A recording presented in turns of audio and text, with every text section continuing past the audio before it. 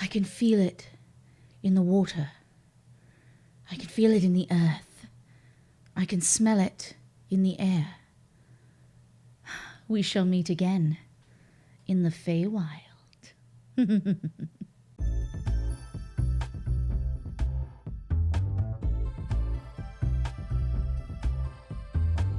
Hey, what's up, you guys? I'm Anne Richmond, aka Hearthsinger, the head bard in charge round these parts, and today we're going to be chatting about Folk of the Feywild, a new Unearthed Arcana that was just released. Now, if you're not quite sure what the Feywild is, no worries. I've called on my pixie friend Lynette to help fill you in. Let's go. Oh. And who might you be? Welcome, stranger, to the Feywild. Oh, don't be afraid. You've nothing to fear here. Just an entire plane coursing with explosive fairy magic. No, really, it's fine. Avoid the mushrooms, though. They taste like farts. That's right. I mean, I might be a little bit biased. After all, my ex-girlfriend was a mushroom, and she was a total... sorry. I get a little carried away sometimes. Anyways, I'm sure you'll find yourself quite lost in this wild, world-spanning woodland echo of the prime material plane. That's right. Oh, yes, it's always like this. Always sunset, never night, never morning, just that blissful in-between uncertainty. And that's the way we like it, so get used to it! Why? Don't be afraid.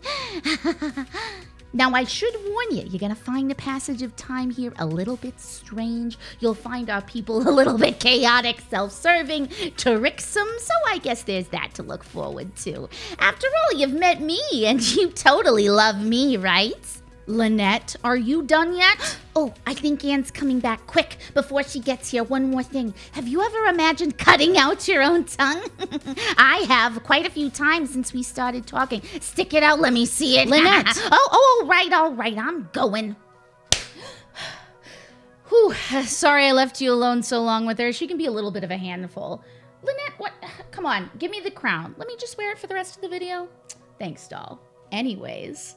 So let's talk about these new folk. As the new standard, following the release of Tasha's Cauldron of Everything, if you choose any of these new folk, you're going to be able to increase one ability score of your choice by 1 and another by 2. Neither can be increased beyond 20 at level 1. You'll be able to speak, read, and write one common and then one other language of your choice, given your dungeon master's guidance, and the rest of your goodies are determined by which one of these fine Fey folk you choose to play. So let's start with the Fairy. The Feywild is home to many fantastic people, including the Fairies. Fairies are wee folk, but not so small as their pixie and sprite friends. Infused with the magic of the Feywild, fairies share a few commonalities with one another, but can differ wildly in appearance, behavior, and attitude. Many fairies have special physical characteristics that set them apart from other creatures of their kind. There's actually a table in the book that provides plenty of fun options, including shimmering wings, multicolored skin, a spectral unicorn horn, or just, smelling like brownies. Who wouldn't love that? But hey, the Feywild is a wild place, so you can also come up with your own characteristics on your own if none of those feel like a good fit for you. In addition, you are considered Fey as your type, you're small, you have a walking and flying speed of 30 feet, you can hover, and it's important to note that you can fly regardless of whether or not you've decided that you have actual physical wings. That's just a part of the abilities innately tied to your magical bloodline. You know the Druidcraft cantrip, and you can cast Fairy Fire once per long rest without expending a spell slot, but you can also expend spell slots if you have them to cast at additional times if that's what you want to do. You also have the Fey Passage ability. Now this means that you can squeeze through a place as narrow as 1 inch wide. I love the idea of creating a fairy Fey trickster robe with small sneak and snicker snack stab abilities. Then again, I also love the idea of having a fairy shadow monk from the Winter Court who serves the Queen of Air and Darkness, teleporting around through veils of shadow, causing mischief and pummeling all manner of large folk. You know, to stick it to the man. Next up is the Hobgoblin. Hobgoblins trace their origins to the Feywild, where they first appeared with their goblin and bugbear kin. Hobgoblins channel an aspect of the Feywild's rule of reciprocity, which creates a mystical bond between the giver and the receiver of a gift. A hobgoblin's promise, accompanied by the exchange of gifts, is nearly unbreakable. A good thing to know if you're traveling the Feywild. They are taller than their goblin cousins, but not quite as big as bugbears. They have curved, pointed ears and noses that turn red or blue depending on their display of emotion. Hobgoblin traits include the humanoid creature type, medium size, and a 30-foot walking speed, dark vision, and Fey ancestry benefits. You also gain the Fey gift ability. You can use this trait to take the help action as a bonus action, and you can do that a number of times equal to your proficiency bonus, regaining expended uses when you finish a long rest. Starting at 3rd level, you can choose one of the following options every time you take the help action, whether as a bonus action or an action.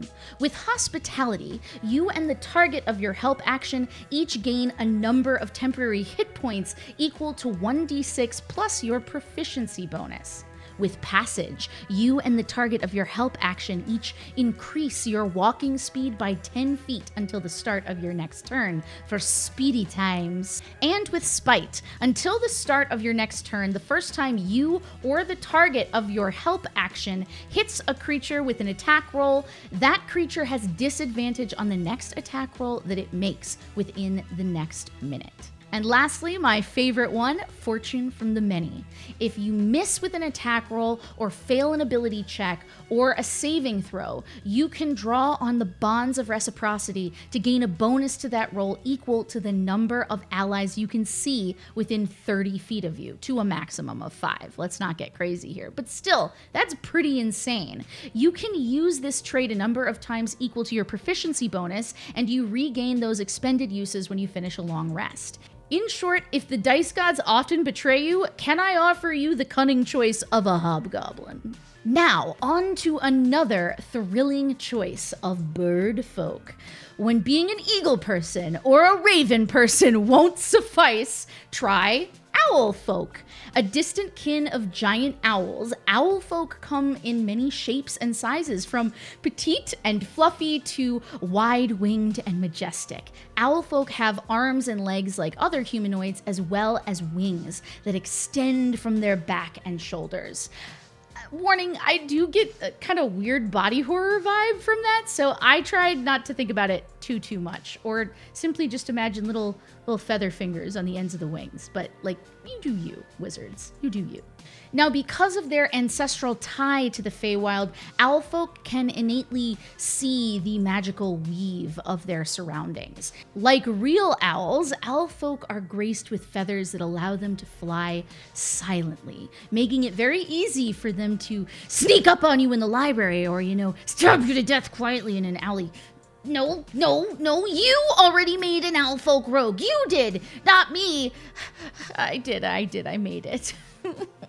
Okay, yeah, I might be a little bit overexcited about Owlfolk and the Feywild, and it's probably because I have some awesome Feywild goodness coming up for my Patreon exclusive D&D game. So if that's something you're interested in, by all means, check out the link in the info section below, because all subscriptions on my Patreon support my work here and on Twitch. So come on, get involved, and maybe you'll even have a chance to play some D&D with me. Could be fun. Now back to the sweet owl boys. Now, Owlfolk traits include humanoid creature type, a choice between medium or small size, a speed of 30 feet, and dark vision. With magic sight, your keen senses can focus on the presence of magic. You gain the ability to cast the detect magic spell, but only as a ritual. Your spellcasting ability for this spell is your choice of intelligence, wisdom, or charisma, meaning meaning it can easily jive with any class choice you may have already made, and you can cast that spell normally as well with any spell slots you might have. Nimble Flight allows you to fly at your walking speed, and when you fall, you can use your reaction to make a dexterity saving throw, DC 10, to stop falling and fly in place until the start of your next turn. Lastly, Silent Feathers gives you proficiency in the stealth skill for maximum hunting prowess. And now, it's about to get real Easter up in here. Rabbitfolk bound across the Feywild, embodying the freewheeling spirit of freedom and travel. Rabbitfolk are bipedal with the characteristically long feet of the animal they resemble most, and fur in a variety of colors. If you want to live your best pastel Lola Bunny Horizon Walker Ranger life, now is certainly the best time to start. Energetic Rabbitfolk are blessed with a little fey luck, and they often find themselves a few fortunate feet away from danger during their adventures. Rabbitfolk traits include the humanoid creature type, a choice between medium or small size, and a walking speed of 30 feet. With the hair trigger trait, you're able to add your proficiency bonus to your initiative rolls, giving you a higher likelihood of going first and setting the tone of the battlefield. Leporine Senses grants you proficiency in the perception skill, making you more likely to understand your surroundings. Lucky Footwork will give you the chance to hop out of harm's way. You gotta hop, hop, hop, hop around. Who am I? I don't know what that was. With this trait, when you fail a dexterity saving throw, you can use your reaction to roll a d4 and add it to the result, potentially turning a failure into a much-needed success. With Rabbit Hop, once during each of your turns, when you walk at least 5 feet, you can hop, rolling a d12 and moving that many feet in a direction of your choice. The extra distance doesn't cost you any extra movement, but you can hop only if your speed isn't 0. So what? Best case scenario, you roll a 12 and you get like 2 whole extra squares of movement on your turn. That could pose a significant advantage when navigating the battlefield and staying just out of harm's reach from an enemy in hot pursuit. So, seeing as how the last Unearthed Arcana Gothic lineages preceded the announcement of Van Richten's Guide to Ravenloft, I am going to cast the most powerful wish spell that this Unearthed Arcana release is the true harbinger of my greatest desire, a Feywild campaign. Pretty please, let us pray. Oh, sweet Titania, Fey Queen, who art born of sunlight, the very soul of the summer court, I beseech thee, take me to the Feywild, please. I want it so bad. 10 Hail Mercers, 5 Lee Mulligans. Amen. Okay, but seriously, what unholy combinations of Feyfolk have you all worked up? Toss them in the comments below because I definitely want to see them. And if you enjoyed this video, please give it a thumbs up to let me know, and subscribe for more tabletop RPG content every week. That's it for me this week, guys. Get out there and live your quest life. Bye! Oh, why do the wizards of the coast prefer a plane that's prime material? Why can't the wizards of the coast prefer the Feywild plane I need? Give me Rabbitfolk for hopping. Give me Owlfolk at play. And with new ways we can stat them, we'll have Fey who really slay. Hey! Oh my god.